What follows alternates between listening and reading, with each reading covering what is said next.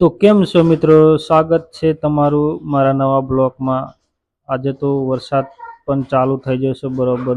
તો વરસાદની પણ અમારે જરૂર હતી, 15-20 દિવસથી વાટ જોતા હતા। તો આજે ફાઇનલી વરસાદ પણ આવી ગયો છે।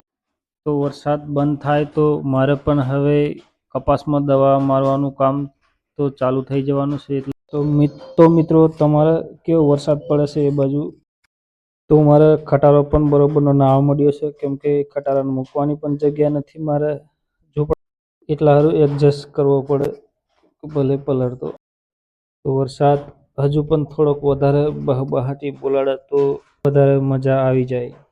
તો મિત્રો કંઈ નહીં, હવે વાટ જોઈએ ઊભા રહીને ક્યારે વરસાદ બંધ થાય।